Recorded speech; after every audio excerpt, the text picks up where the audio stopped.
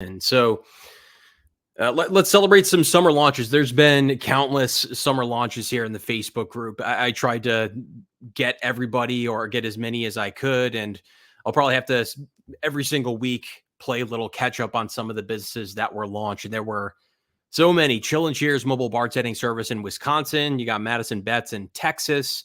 Christian Ryan launches business in Alberta, Canada. So our neighbors up north. You got Sharon Joy Flocked Up Margaritas over in Kentucky. Got everything launched. Rachel at Coastal Cocktails over in Jersey. Tom John Thirsty Mule, North Carolina. Kiki Smith, California.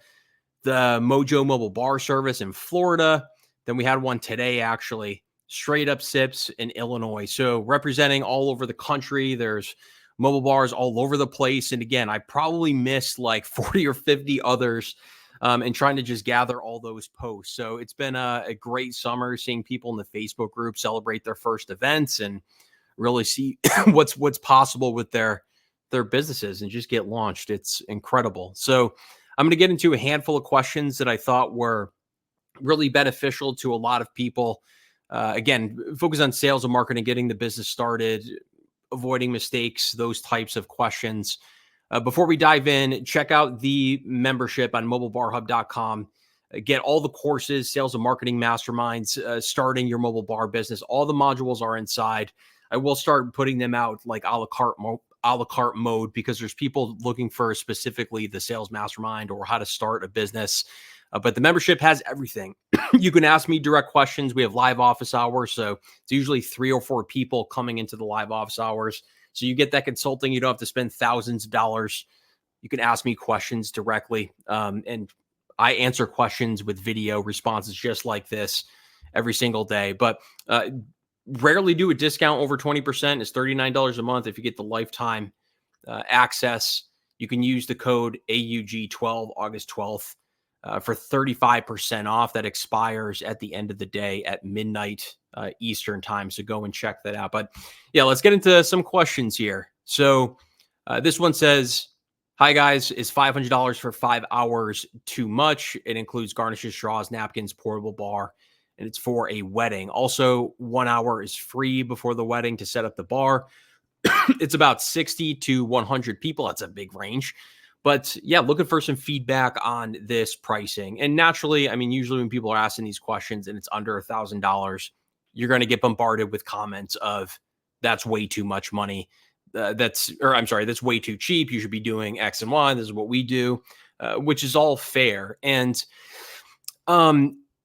the hourly rate and the way that we break down pricing when we talk about really our pricing packages and the discussions we've had in the membership, but also like on YouTube, all the videos that we've made, the hourly rate is really just to give you some kind of a structure and to match up with what it is that you're offering for a service. So you may charge $100 an hour. You may have a total rate depending on what equipment you're bringing to the event. And really, that's all that we're trying to do is just try to stay somewhat consistent and have some predictability with how you are quoting events. But really, the focus needs to be what is the revenue and what is your net profit after expenses. That's really the important aspect of this. And the expenses for this type of an event is probably around $100. I mean, we're looking at basically just the cups being an expense and the straws and the napkins and your time. I mean, there's other expenses that you could really tie into this depending on what you are providing. So if you're providing the insurance, you can talk about cost per acquisition with time that is used up for you talking with other potential customers that fall through, your sales and your marketing. What are you spending on those things? But for simplicity, you're really not going to spend more than $100 in expenses for this event. So we're really looking at around $400, give or take, in revenue. I would guess around $200 in tips, probably around $600 in revenue we're looking at for the night. So that's really not bad depending on what your goals are and who the person is. But again, this model isn't a crazy model where you come from an angle of just a cost value. So it's cost based. And these customers definitely exist for mobile bartending businesses where they're simply looking for a mobile bartender to come and simply just serve the drinks efficiently. They don't need to spend a lot of money on freshly made cocktails and presentation. It's almost I'm thinking about almost like a company party where it's going to be a small gathering for a few hours and they don't need to wow all the employees, and they're just like, we can either have the intern crack open some beers or we can just get something a little classier, have some bartenders here to just serve the drinks. So that pocket of customers, it definitely exists. And you're going to see a lot of those people coming from like Thumbtack and Bark. That's where these customers definitely live. Um, but yeah, this is it's possible to do as your business model where you can come, you can set up an hour early, bring your mobile bar, your portable bar, your bar equipment box quickly set up.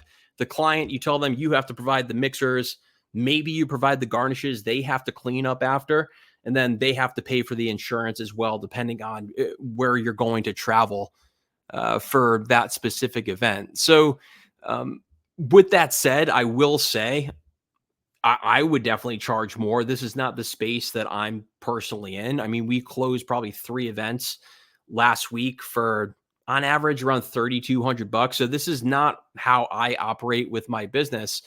And not all of the advice that I give to specific mobile bar owners and mobile bartending businesses is the same. Mobile bar owners very often they struggle with asking for money, and a lot of it comes from like low confidence in what their offer is. Do they feel like they fit into the market? A lot of times it's just limiting beliefs. And there's instances where it doesn't really matter what I tell a business owner, where I say, you need to charge more. This is exactly what you need to do. This is how you present it. A lot of people will just be kind of stubborn and they just will hang on to those limiting beliefs. And they need to go through this process of feeling like their margins aren't big enough and they see it out in front of them. There's nothing really worse than going to an event and just realizing you're doing work for like 25 bucks an hour and you took this risk to start the business. So sometimes that's just what people have to go through. And then you just have to start to realize once you give out those price points and proposals, oh, there's people and customers out there that definitely want more and they're willing to pay for more. Um, so that's very important to note. And the goals for stage 1 of your business too is to get to stage 2 where there is social proof, there's champion customers that you have, there's more of a brand awareness, and there's that built-in urgency that's occurring with your customers where instead of saying, here's our pricing, here's what's included, you now say, this is the package that Jack and Jill chose for their wedding or their celebration. And it's the most popular package. It's been booked the last 10 times. And the tone of your voice is going to change when you have 10 inquiries for the same day, when you have people that really want to book your mobile bar. And that's stage 2 to me. And if you can get to stage 2 while making a good profit and operating at market prices, that's amazing. But in that first stage, if you do need to operate at a lower profit margin, but you want to keep an eye on increasing those profit margins once you do have that social proof, there's nothing wrong with that. I've started a couple of businesses where I literally worked for free because I just wanted the logos of other companies on my site so I can go and easily sell to their competitors or people that are in the same market. So as long as in the future you do increase those prices and maybe you add value to what it is that you're offering, I think it's fine. But you know, again, there is a market for this where if you keep your expenses low, you can make a lot of money doing this. And I don't know, where did those numbers go?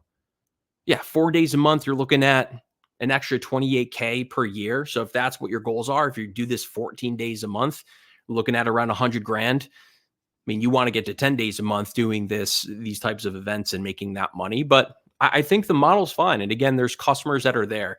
But yeah, again, check out the membership. I mean, the sales and marketing mastermind for people, if you're looking to really get more events and close more deals, all the modules in here are going to help you. Again, use that discount code AUG12 for 35% off of the lifetime membership. I rarely go over 20% with these discounts. It expires at midnight tonight. So next question. I feel like I'm ready to launch, but I'm super nervous. It's going to flop. What were some things you realized later that you missed when you launched? I want to make sure my ducks are in a row for starting a mobile bartending business. Okay.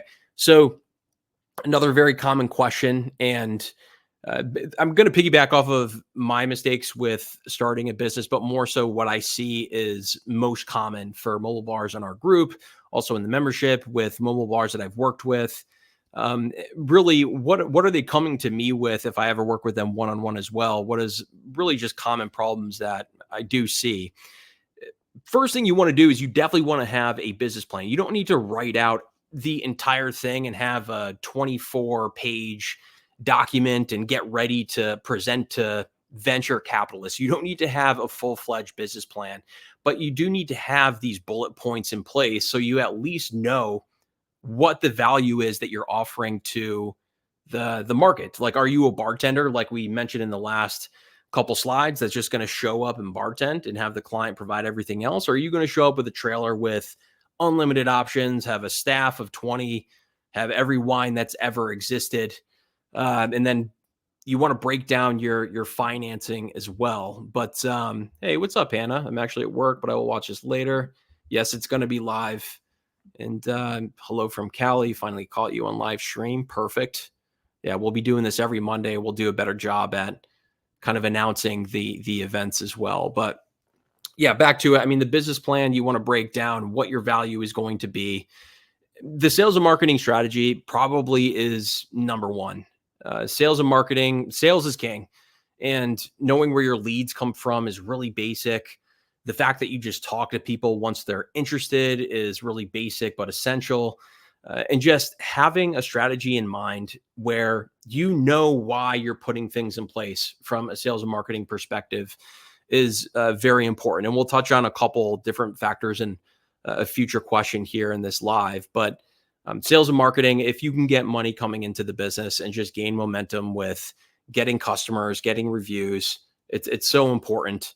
And then focus. People don't, uh, you know, people very often, they are all over the place with 5 social media profiles, even with their sales and marketing, with their branding. They're just spread way too thin because they think having a business and being an entrepreneur is about just doing a lot of different things and feeling busy. But the reason why I've seen so many people that do this on the side, they grow really quickly, is because they don't have time to even get distracted. And I've consulted people where I've said, okay, you have limited time, at least do something with just one Instagram profile, or let's just launch one Facebook ad and let's get really good at that one thing and start to get some positive responses and get some events booked.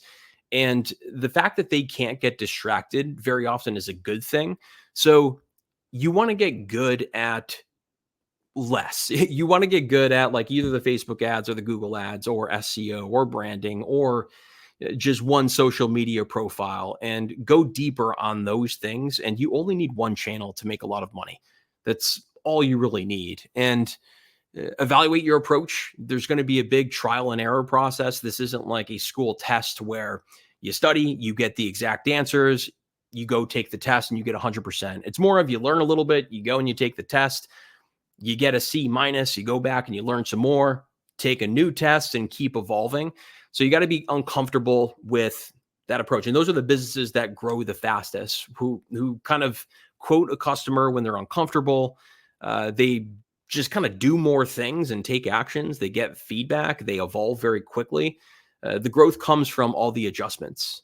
And web design is another really common example where people will overthink it. It'll take them 4 or 5 months to launch their website, and they'll plan these professional photo shoots when they should just go get some pictures that they can use for now. And then in the back of your mind, just know that you're always going to be improving these things and changing them. So reasonable expectations, having reasonable expectations about what revenue is going to be coming in.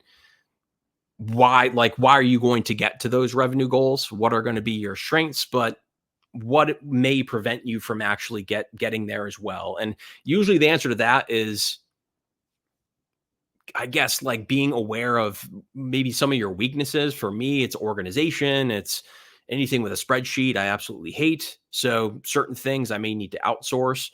But maybe it is I don't have certain experience in sales and marketing. It could be that. So maybe what are some things that I need to outsource versus what are things that I really need to learn, buckle down and spend 5 hours on a Saturday to get at least a basic understanding with. So write all those things down. It just needs to be bullet points. You don't have to, again, create this huge document where you are going to be presenting to venture capitalists and all that stuff. But yeah, be sure to drop any questions you guys have in the comments below.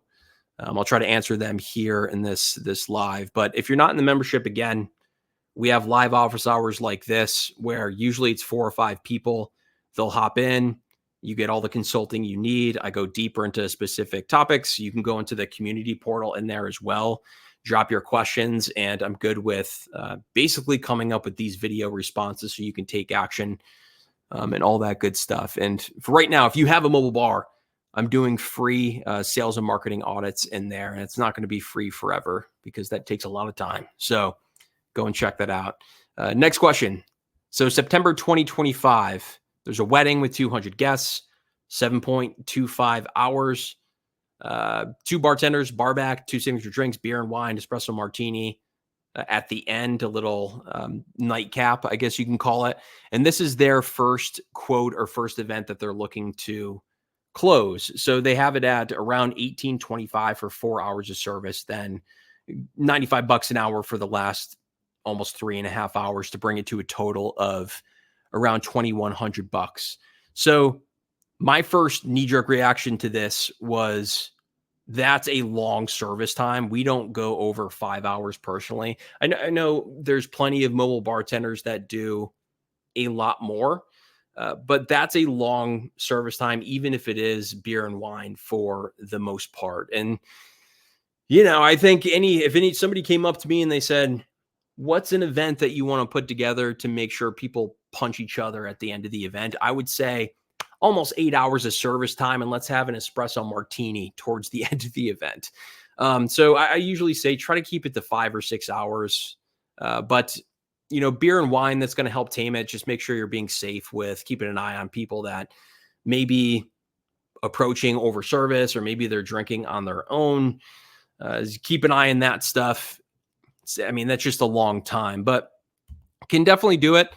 Charging at around $10 total per guest. That's what it really broke down to. But what are the expenses? 300 signature drinks are in that cocktail hour.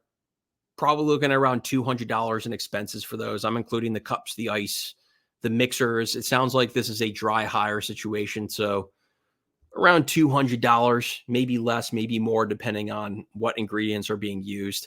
Those espresso martinis, I'd be shocked if more than 150 people got those, but you'll need the supplies for that. So around $200 as well. Ice, you only need ice to keep the beer and the wine basically cold. So little option here is to freeze big blocks of ice in your freezer, or you can go to ice manufacturers. They sell the blocks themselves. You can just kind of chop it up into we surround our keg basically with the blocks that we froze because there's non-drinking stuff there. You just got to keep it cold. Same deal with the wine. But yeah, I wouldn't advertise that's what you're doing. You can spend $40, a little extra on ice cubes. It all depends on what you have for storage in your freezer. Cups, around 10 cents a piece, around $120. That's going to be one of the bigger expenses. Unless you have canned beer, then you're just going to be giving out the cans or bottles. Then you have gas, insurance, miscellaneous. We'll just call that $200. Get your bar back, $100. Bring in a total of $860. And you can go well above this. You can go a little bit below, but a net profit with that bottom line number that she provided is around $1,273. With tips, it could go up to around $1,800. It could go well above that, and depending on who it is too, it could go below that. But we'll call it $1,873, which is not bad for an event. For your first event, to kind of piggyback off of what I mentioned earlier, you just got to look at the expenses and then look at the net revenue and what you're going to make from the event. And it's important in stage one to just have more events under your belt, try to close these deals and show other future customers that you've done very large weddings or very large corporate events. It's going to go a long way. And the price per head thing, again, is really just a consistency of framework for your pricing to make sure that you're going to have profit margins for 100 guests. Once I start having these larger proposals or potential events, It's important to capitalize more on these and remain competitive as well. So you have your calculated price depending on the number of heads that are at the event. Maybe you break it down for certain types of equipment, then you minus the estimated cost that we just covered. And you can come up with an arbitrary offer where you are discounting at bulk. And this is why I always say you don't need to list out the breakdown of your pricing, because the sticker shock is going to be there when people say, okay, 200 guests, if it's hypothetically $5 per guest at 7 hours, and people say, oh, 7 grand, that's a little bit crazy. But if they talk to you on the phone, you can at least say, we have minimums, but we also give discounts at bulk because, once you're making like $5,000 in profit margins, $8,000 in profit margins, I mean, even the customer is going to be aware of that. So, you know, making 4 grand in profit margins and giving them a discount is a really good way to remain competitive. And, your competitors are going to be doing this too. It's smart to do it, and you're making a killing. So, try to close as many of these as possible. Give them some kind of a discount. It could be completely subjective. It could be completely arbitrary, where you say, here's the calculations, but here's our expenses. As long as we're making, you could even make 2,500 in profit margins in your first year. And if you're happy with that, and that's going to build momentum, that's going to help you close 2 or 3 out of the 4 inquiries that you get for parties of this size instead of just one. Definitely do that. You could even undercut the market even more if you wanted to, and have proof of, again, serving these large weddings. I mean, that's what Amazon does. They basically just suffocate all of their competition. My business partner, for example, he buys furniture for one of the bigger, you definitely have heard their names. And what Amazon will do is they will buy like a couch, or they'll sell a couch, or they'll sell a desk, and they'll take a loss on that just to suffocate out other departments of other businesses. Not saying to attack other mobile bars, but if you're happy with a profit margin, go for it, and you can increase your pricing in the future if you really want to. You can always change your pricing.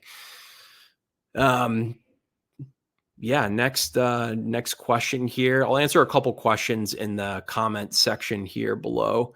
And if you're watching this on YouTube, by the way, check out the Mobile Bar Hub Facebook group. Just search for Mobile Bar Hub and you'll find all this stuff, and check out the membership. Again, use code AUG12 for 35% off the lifetime. You get everything, the courses, the modules, the community portal. You can ask me as many questions as you want. But yeah, so, all right. So September 28th, I wish I could show this in the stream for September 28th. Can I do that? Nope. Can't do it in the Facebook group. All right. So it says September 28th, I have a festival for 3,000 people, but maybe 30% is going to be drinking cocktails. I've created a 3 cocktail menu. How should I cocktail? How many drinks of each to make? How many drinks in total should we provide for an 8-hour event? Yeah, those are always difficult to predict. Yeah, I think even 30% might be pretty high. And the problem with this, where you have a festival or you have an event, let's just call it a concert. It depends on what kind of concert it is. The people that are going to a Grateful Dead concert are probably doing other things than drinking alcohol. Well, they're still going to drink alcohol, but it's different from, every single event can be different. You have variables like weather. And I talked about this in a YouTube video where we did a huge event where we were anticipating something like, I think it was like I forget what it was. It was a huge crowd. It ended up being really humid, really hot. It rained halfway through. So each individual event can be different. So I would probably ballpark for something like 15 to 20%, depending on what it is. And I would, I try to simplify the menu as much as I can, and also make sure that I'm buying inventory that I can use in the future. So something that I can store and use at future events. So anything with like club soda or maybe some, strawberry lemonade we always stock up on, and we're always going to use it. And that was something that happened at that specific event where, we had vodka strawberry lemonades, or we went with something like a different variations of transfusion. So we had like an orange transfusion, we had a grape transfusion, and a big part of that is ginger ale. So we can use ginger ale at future events too. Basically just preparing that inventory so you can use it again. So if you have too much of it, you can use it. And then if you sell out of all that stuff, that's a good thing. So yeah, that's my 2 cents on that. You can never really predict that. So we're doing a welcome champagne pour for 1 hour, then 4 hours of bar service and ceremony. Then we are doing a brunch for service the next morning for the wedding party. Oh, I never seen that before. Then an evening cocktail hour for that for another 3 hours. Wait, so you're doing almost like three separate events, 175 people at the wedding and 75 for the next day's events with bartender gratuity, extra bar comes to 10K. They said, yes, these aren't your average clients. They are local wealthy business owners.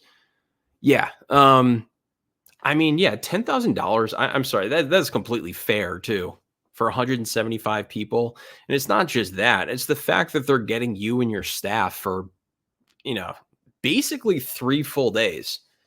You can look at it however you want. People will say, I'm traveling to this destination type of event. And you staying overnight and all the hours, all the preparation, that's a big event. $10,000. It's, yeah, that's completely fair. And these clients, they're willing to pay for it. Anybody that's having some kind of an event where they're hiring staff for 2 days and they're going to have you stay overnight, those people have a lot of money. And 100%, the clientele is out there. So 3 different events for the same. That's awesome though. I wish I don't know why I didn't see that if you posted that. I wish I had that set up for this, but yeah. And the funny thing is too, with these types of clients is, when you have like a take it or leave it attitude with those types of price points and you're not overbearing or desperate to close deals. We've had so many events where people have asked us to travel 2 hours away, and it was down in a wealthy part of the state, and we almost didn't want to do those events. And we would just throw out a number and say for, basically to rent us for the day. And then I got to go deal with figuring out where my dog's going to be, and it's going to bleed into the next day. The number is completely arbitrary. We add more money on top of it for those reasons. And that's why, that's why I say we don't list our pricing on our site. We talk to people, we lay it out. And there's nothing that is non-transparent about that. I think we're being more transparent by not laying out exactly what to expect with our pricing when it can very often change depending on those factors and what the client wants. But yeah, thanks for the comment, Alyssa. Appreciate it. That's good.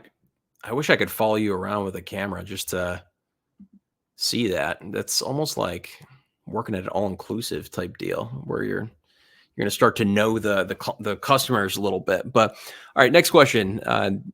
What's going on? Do you have a checklist of what you ask and go over on the first phone call with possible clients? And I answered this question earlier today or yesterday, and I think I misunderstood this question a little bit because I was hearing something different. And the reason, or what I was hearing was, what's the exact things I need to say on the phone?